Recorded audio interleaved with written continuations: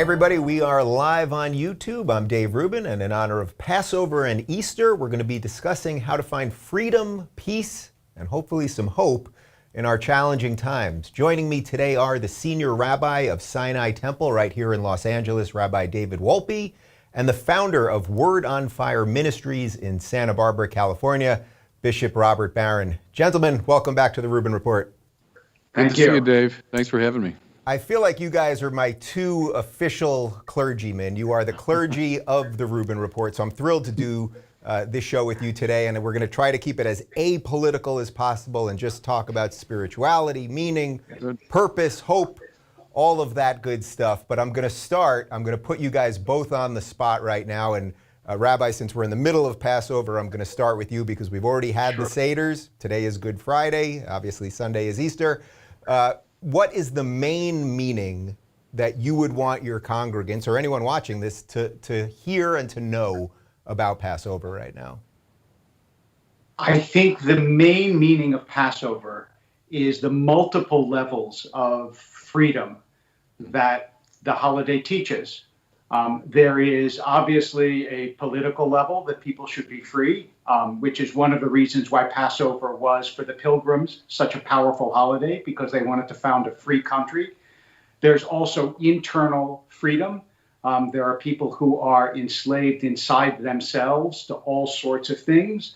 And then there is the freedom of knowing ultimately that there's something greater than ourselves, which doesn't relieve us of the responsibility of doing things in this world, but lets us know that there are limitations to human talent and genius, and there is something greater. So I think all those levels of freedom and our responsibility to ourselves, to the world, and ultimately to God is what is the core of the Passover teaching. Bishop, same question to you, this time Easter.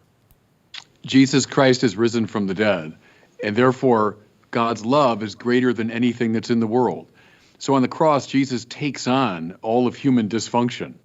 If you look at those passion narratives in the Gospels, you've got stupidity and you've got arrogance and injustice and cruelty and violence, and all of it comes upon him. He goes under the darkness of the world, but then through the power of the resurrection, the God of Israel shows himself to be more powerful than anything that's in the world. And therefore, it's a message indeed of liberation, of new life, of hope.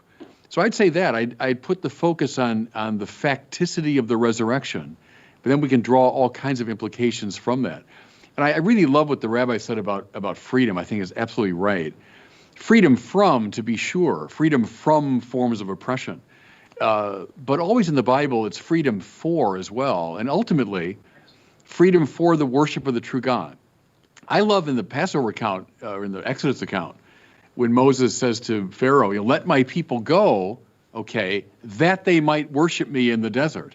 And so it's freedom from oppression, but then freedom for the worship of the true God. I can say more about it later, but the very fact that the cross and resurrection is central to Catholic worship.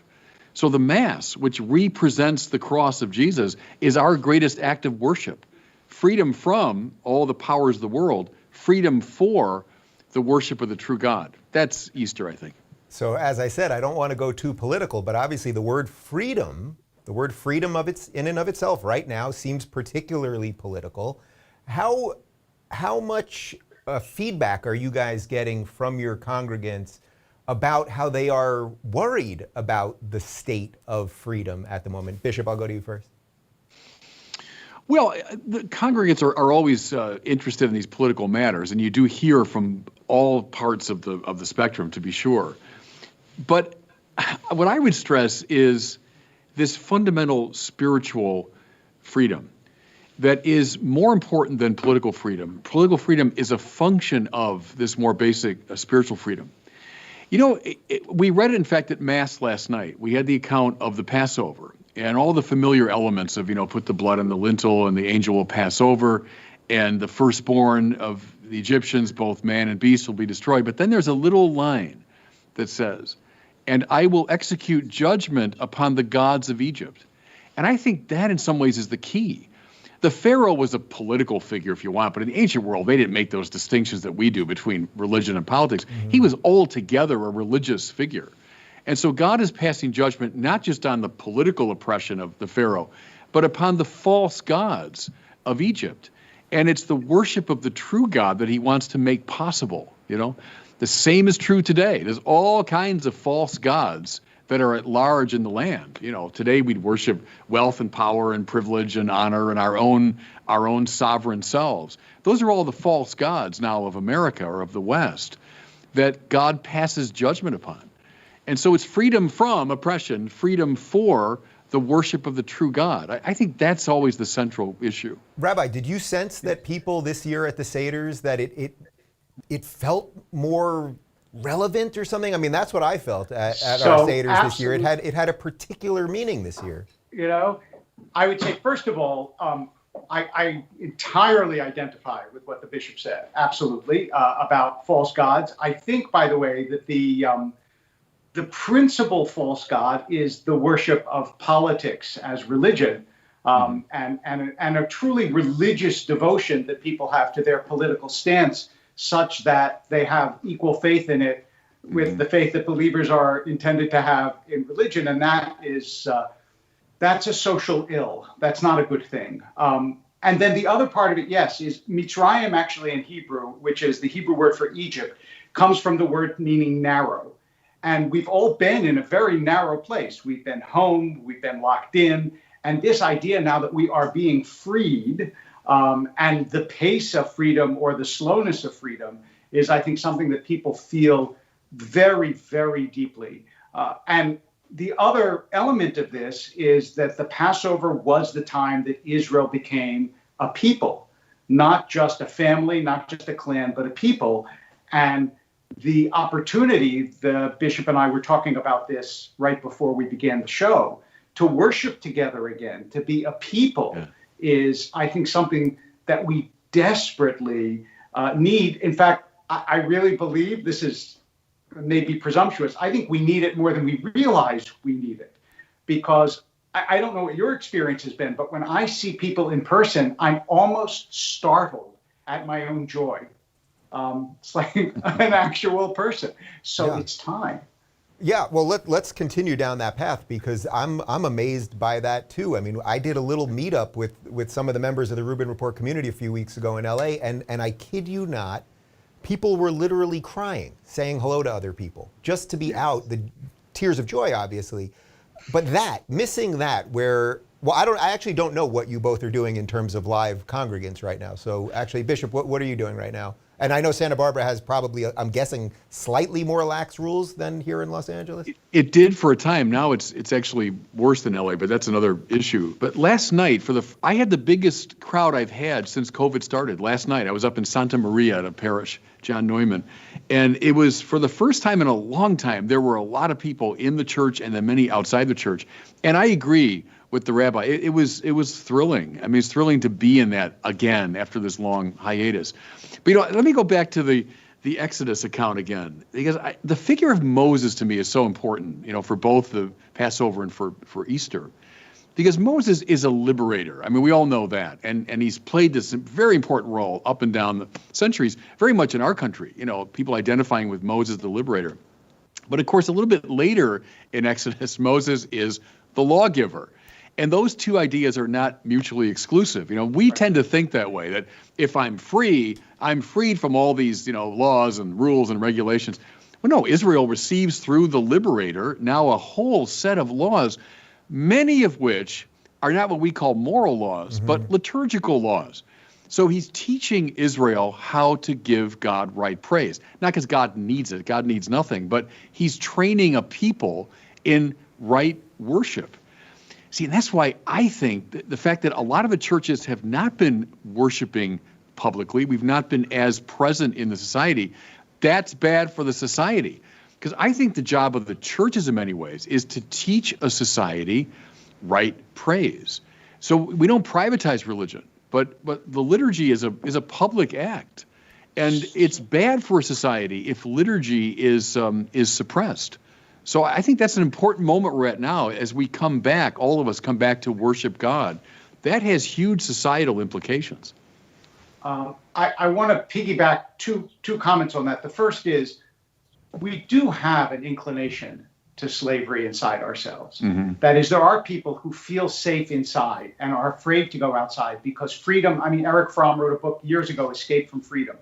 And there's a phrase in the Bible that God delivered the Israelites with a mighty hand and an outstretched arm. And a rabbi in the 18th century said, you don't need both.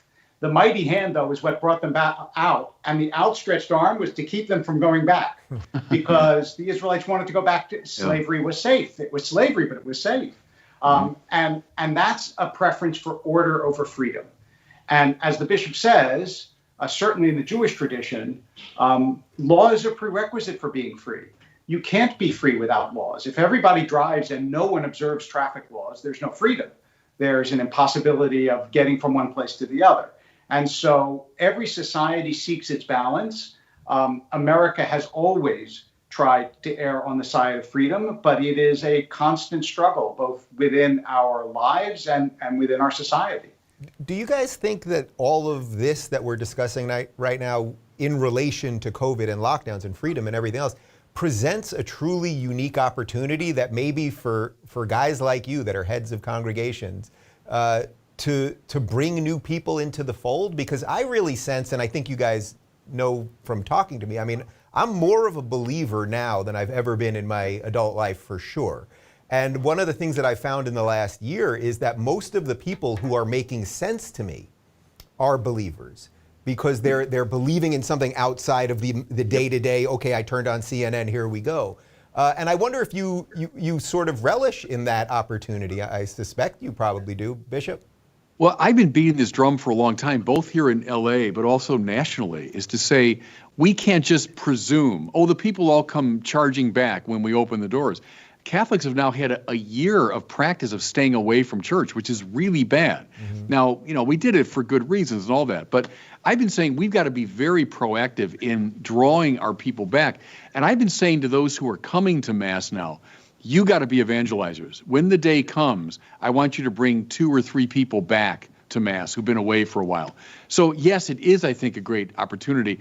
As I mentioned, too, it's of huge importance for the wider society. The churches can't retreat into privacy. I think especially now, we should be a public force in the society. But yeah, it's a moment. It's an opportunity. Rabbi, Jews don't evangelize as well as Catholics, so no. What do you do? We evangelize to Jews, right. and to I think what is properly called the unchurched. Mm-hmm. But it is I think that it is both a moment of peril and a moment of possibility. Mm-hmm. That is, a lot of people have discovered, I can sit at home and watch the services, with a cup of coffee and in my pajamas, and have been comfortable with that, and will take some luring to get back, especially if they're scared. But having said that, I really do believe exactly what you said, Dave, which is that never has a religious message, at least in my lifetime, been as compelling and as important as now, because people realize that a pandemic is a spiritual crisis. It's not just a public health crisis. It's a spiritual crisis. And the things that people are coming to me with, the first thing that the Bible calls not good is aloneness. It is not good for a person to be alone. Everything is called good until you get aloneness. And that's what the pandemic, there's been a plague of isolation. And people feel it not just as an emotional or as a mental health issue, but as a genuine spiritual issue. And people who have deep spiritual lives, I venture to say, feel the aloneness less than those who feel like they're alone in the universe. And that seems to be the ultimate irony of what we've done to ourselves. We're social creatures, and they told us basically to be antisocial. Bishop, what else are you doing on that front? Maybe that's not directly related to what you're doing in the church, but just to help people sort of reconnect at the moment. Well, one thing I did at the beginning of COVID is I told people, look, see this as an opportunity, maybe to read that great spiritual book that you've been putting off for years. You've got more time and more space to do it. reach out to people in need. So during the COVID period, all sorts of folks, they were in need of basic sustenance and supplies and so on. Reach out by Zoom or by phone call to those who are lonely. So I said, take advantage of the opportunities we have during, COVID. But then the parishes too, we're trying to find all sorts of ways to re-engage the kids, to re-engage the older folks, to have pilgrimages and public, processions and activities. So we're trying, we're hopeful that in a few months, maybe if the vaccinations continue, we can do it. But we're trying to be proactive and just engage people. We can't succumb to this privatization, or we can't just, throw up our hands. I think we've got to be active, proactive. Yeah. Rabbi, what about you? So the same. I mean, we've had drop-bys, and our school has been running now, and the school is now in person, which is a great thing. And we're starting in-person services this Saturday. We've had them outside. Now we're going to have them inside this Saturday. But again, it's got to be, it's limited to 25%. It's actually not this Saturday, but next Saturday. Sorry. It's limited to 25%, and there's social distancing, and we're hoping eventually to have those rules relaxed and have people. Yeah, you were going to.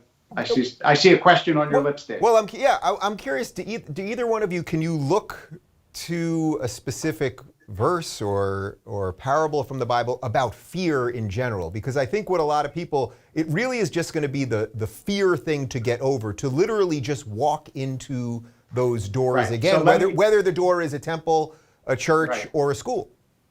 I will tell you that the most common thing in the Torah that God says is, in Hebrew, it's al tira. In English, it's do not be afraid. That actually, the single indispensable quality to lead a good life is courage. Without courage, you're a slave.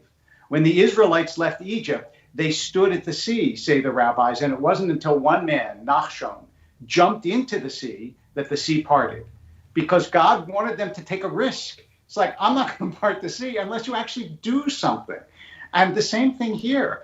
I understand that there are risks in the world, but there are always risks in the world. And all of us know you can't do anything. You can't achieve. You can't fall in love. You can't have a child. You can't make a friend, anything, unless you're willing to take a risk emotionally, physically. And so I think that the culture of risk aversion has gone too far. I understand why people are risk averse. I mean, I bury people who've had COVID, and it's real. Nonetheless, life is in part about, jumping into the sea. Yeah, the theme of fear, you're right, is central to the Bible. And the New Testament, in some ways, culminates with the claim that perfect love casts out all fear. It doesn't say perfect love casts out all hate. So the opposite of love is fear.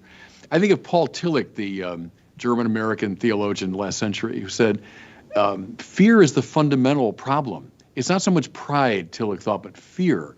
Because I'm afraid, I cling to myself. Because I'm afraid, I set up, barriers. Because I'm afraid, I lash out at my enemies, etc. Perfect love casts out all fear. Well, what do we see in the cross but the perfect love of God, which took upon itself all of the darkness of the world? Which is why the risen Jesus, in all the accounts, always does two basic things. Is he shows his wounds. It's a very important move, I think. Don't forget what you did. Don't forget what the world has done. The wounds of Jesus are our own sins, the sin of the world. So there it is. But then he says, shalom. So there's that word that I think in many ways sums up the whole of biblical revelation, the peace that God has always wanted his people to have. But it comes on the far side of fear. It comes on the far side of a fear that he's conquered through his dying and his rising. There's, if you want, the Easter message that conquers the fear that bedevils us. So the South African author, Alan Paton, has a beautiful scene in one of his novels, not Cry the Beloved Country, but another novel about a guy who goes to heaven. And he comes before God, and God says, where are your wounds? Yeah. And he says, I don't have any wounds. And God says, why? Was there nothing worth fighting for? Yeah, that's good. Yeah. So actually, that's a perfect segue to where I wanted to go, which was just a little something maybe more personal to both of you. But in this past year, as you still had to bury people and do services, and then most things were on Zoom and all sorts of that. I just wonder, just on a personal note, what kind of toll this took for you guys, and did it challenge any of the beliefs that you talk about and that you live your life for, Rabbi? I would say it was certainly the hardest year that I've had as a rabbi, and every clergy that I've spoken to has said basically the same. And I've had other years that were very difficult in lots of ways. But first of all, the incoming volume of sadness and isolation was tremendous, and the inability to respond. I mean, I have to say, I never thought that not being able to visit people in the hospital would be such a burden. But it was a real burden to say to people that I've now known for 20 some years, I can't come see you, in the hospital. I can't be with your mother in her last moments. Can you put the phone up to her ear, for God's sakes, which is not the way any of us, it's not why we do this. We didn't go into this business, to make phone calls when people are dying.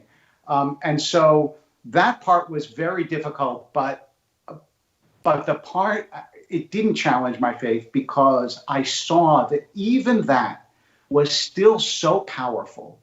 And people would say, look, I know you couldn't be here, but the fact that you called, or the fact that people showed up on Zoom for the memorial service, meant so much that it reminds us that there is nothing more powerful than presence, however that presence is configured. Bishop? Yeah, it's a good question. I'm sort of, musing about it. In some ways, personally, in some ways, it was a good year in the measure that it kind of slowed me down. And a lot of the travel that I was doing, I couldn't do anymore. I was at home much more often. I finished a book. I was on the back burner. I finished this book during the COVID year. I did have more time for prayer. So I do a holy hour in the morning, and it became sometimes a holy hour and a half. So there were some things that were good about it, that it kind of stopped me in my tracks, slowed me down. I totally agree with what the rabbi said there about pastorally, it was a real difficult year. And how important touch is. You sort of forget that. That actually touching people, being in touch with people, how important that is pastorally, and we couldn't do that. And also the hospital thing, I felt that for sure.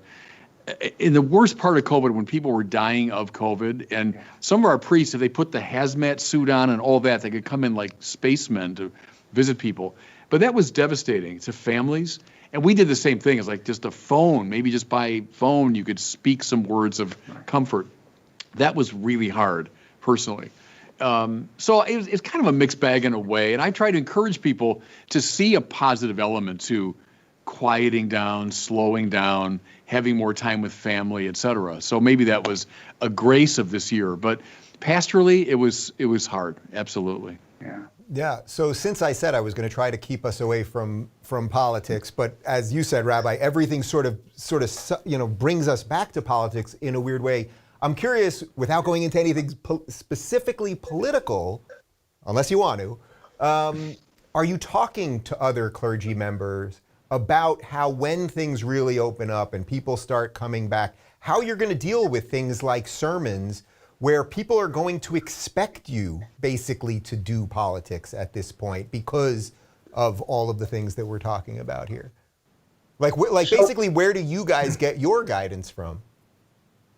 I try very hard to avoid. It's not always avoidable. I try very hard to avoid it, and to have the kinds of conversations that we've been having here. Because one of the things that I'm always aware of is I don't know more about politics than my congregants do. Mm-hmm. It's not like I have some special, pipeline to political wisdom. And so I'm sort of investing my political opinions with illegitimate authority if I get up there and say, this is what you should believe. And so I really try to avoid it. And also, honestly, they get enough of it in the rest of the world. But the rest of the world, as you point out, doesn't offer spiritual comfort and doesn't offer guidance and won't tell them what Passover is about and won't say what Easter represents. So that's my job. Yeah, I agree. It would be irresponsible of me to get up in a pulpit and say, here's the political party you should vote for, or the candidate. We articulate principles. So Catholic social teaching has all kinds of general principles, and we're meant to talk about those. But I'll tell you a story. Right before the election, I wrote a little piece, 800-word piece, where I laid that out. I said, look, I'm not going to recommend a candidate. I'm just going to say, here are some basic principles. And at the beginning of the article, I said, I'm sure I'll offend everybody, which indeed I did. So I wrote that piece, and I was flooded left and right, all yelling at me, why aren't you telling people to vote for Biden or vote for Trump? So that's the way we tend to do it in the Catholic context, is we articulate general principles and then let people decide. Because I agree with the rabbi too. I don't claim expertise as a expert in fiscal policy or foreign policy. I've got my private opinions, but as a bishop, my job is to lay out the principles. So we keep doing that. I did do this. Here's what I did, not this last election, but the election before, and I repeated it again in miniature before this last election. I used John Rawls' idea, what's called original position. I said, you're about to be born in America. You don't know who you'll be. You could be gifted, not gifted. You could be white, black, Latino. You have no idea. You could be a man. You could be a woman, anything. Now, vote for the candidate who's going to create the society you want to live in if you don't know who you're going to be. And the idea of that is, don't only vote for the candidate who will serve your self-interest, but who's going to be better for the collective. And when you've made that decision, I think that you've chosen the candidate that you should vote for. And of course, people will come on different sides of that decision. I don't really think that necessarily pushes you right or left, but it does broaden people's thinking about what's good for the society. All right, I pushed us into politics. Let me Bishop, do you want to add something quickly? No, I was just going to say, Dave, we've talked about comm boxes and how crazy people can be there. COVID made them all crazier. I think that's true. My experience in the comm box world, everyone got crazier during COVID. Everyone got more extreme. So I hope maybe that will calm down as we come out of it. Yeah, I'm curious, do you guys think there's also an interesting opportunity for more interfaith dialogue, or even do you think that's particularly important right now? I mean, I know you guys, we've done this before on my show, and I know you've appeared other places together and do these sorts of events, but I do sense that, as I said before, the people that are making sense to me, they're talking about things like Judeo-Christian values, and that is something that obviously brings two people of different faiths like you guys together. Bishop. We should make common cause. I've been saying that for years now in ecumenical dialogue with other Christians, is we can fight about the 16th century till the cows come home, or we can make common cause against a rising culture that is, the culture of self-definition, the culture of self-creation. Values are simply a function of my, private whim. Well, the great religious traditions, grounded in our case in the Bible, stand athwart that. And we ought to speak, because as our friend Jordan Peterson often points out, a society gets sick if it loses contact with these great articulations of value. And religions do that, so we can't just retreat into privacy, as I say, but we should make common cause. I think certainly all biblical people should make common cause and speak to a culture that really needs what we have to say. So let me give you an example that I think fits very beautifully into what the bishop was talking about. Last night, on Thursday nights, I do a Torah class on Clubhouse. And this one was about Passover and love. And someone was saying that for a lot of, they're designing AIs to respond, artificial intelligence to respond to men when they send messages in to women on the internet. And this idea of drawing people away from actual human interaction and contact to idealized screen interactions.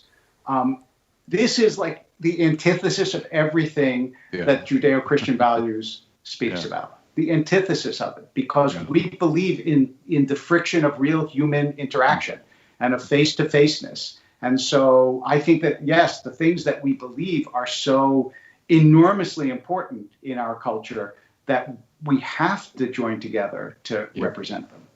Yeah. Well, between obviously today, Good Friday, Easter, Sunday, we're in the midst of Passover. I know you both are extremely busy, so I'm going to just give you one more question on the hope thing that we've sort of been bouncing around for about a half hour now about. Can you just give one last message of hope to people from your perspective and from a religious perspective and from maybe even a secular perspective? Bishop, you first. God's love is more powerful than anything that's in the world, and that's the ground for hope. not a ground for naive optimism, but a real ground for hope. And so relying on the world, whether that's politics or economics or whatever, culture, that's not going to do it. But relying upon God, whose love is greater than anything that's in the world, that's the ground for hope. So the more we awaken a sense of God among our people, the more hope there will be. That's what the Easter message is, I think. And I want to both affirm and also give one direction to that, which is that the Passover message is that as well, but it is that we are God's hands in this world. Mm-hmm. That every human being is an image of God. And the hope comes not only from the presence of God, but from our ability to use that presence to be godly in this world. And that redemption in this world, to the extent that it will come before an ultimate redemption, will come through human effort and decency and goodness and kindness. And that those qualities exist in abundance, even though we have to work somewhat to reawaken them in our day. Well, gentlemen, I thank you for your time. Happy Passover, happy Easter. We're going to let you go. I'm going to finish up with some words that are going to be far less interesting than what you guys have offered up. But thank you guys and have a nice weekend. Thank you so much. And always I hope, a great pleasure. Yeah, and I hope we can do this in person soon enough. Good. I'd love it. Bye-bye. All right, thanks to Rabbi David Wolpe and Bishop Robert Barron. And I hope that was just the right way to send you guys off on the weekend. If you're celebrating, happy Good Friday to you and happy Easter. I know we've done the Seders already, but Passover is winding down. And yeah, in case you couldn't tell, I needed to get a little away from like the political madness. I was on Twitter this morning and it was just like we had the show booked already, of course, but it was just like one crazy thing after another. The CDC saying one thing 5 minutes ago and another thing the next day, and passports for vaccines and don't go outside. And I saw that the president or the prime minister of England saying vaccinated people can't even be indoors together. Like just such craziness, like such sort of secularism on steroids craziness. And I think we did a little something there for a half hour that hopefully gave you a little bit of peace. And as I've been saying a lot lately, you know, we can all just sit here and just look at the world horizontally, but maybe if you look up every now and again, that was probably the most religious thing I've ever done. If you look up every now and again, maybe there's something there. Anyway, have a great weekend, everybody. And I will be off the machines, but if you want to say hi and share some food pictures and wine and music and that kind of stuff, rubinreport.locals.com. Have a great weekend, and I'll see you Monday.